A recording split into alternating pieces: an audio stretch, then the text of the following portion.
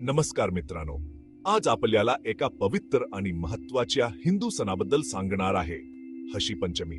आपल्या प्राचीन ऋषी मुनींना आदर आणि कृतज्ञता व्यक्त करण्याची ही एक सुंदर संधी आहे. हिशी पंचमी दरवर्षी भाद्रपद महिन्याच्या शुक्ल पक्षातल्या पंचमी तिथीला साजरी केली जाते.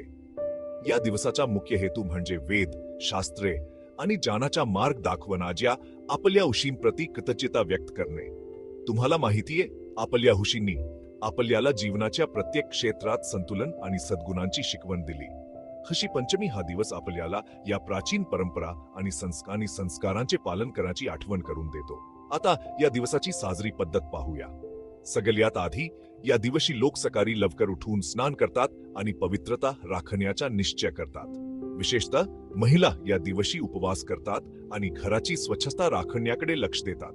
पूजेसाठी एका स्वच्छ जागी ऋषींच्या मूर्ती किंवा प्रतिमा सजवल्या जातात. मग वेदमंत्रांचे उच्चारण करून त्यांची पूजा केली जाते.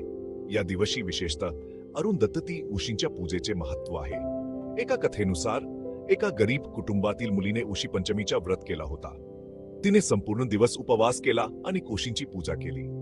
तिच्या या भक्ती आणि तपश्चर्याने प्रसन्न होऊन ऋषींनी तिच्या कुटुंबाला आशीर्वाद दिला आणि त्यांच्या जीवनात सुख समृद्धी आली. या कथेपासून आपल्याला हे शिकायला मिळते की खऱ्या श्रद्धा आणि भक्तीने देवाची आणि ऋषींची कृपा मिळते. हिशी पंचमीचा व्रत आपल्याला आत्मशुद्धी आणि सद्गुणांचे पालन करण्याची प्रेरणा देतो.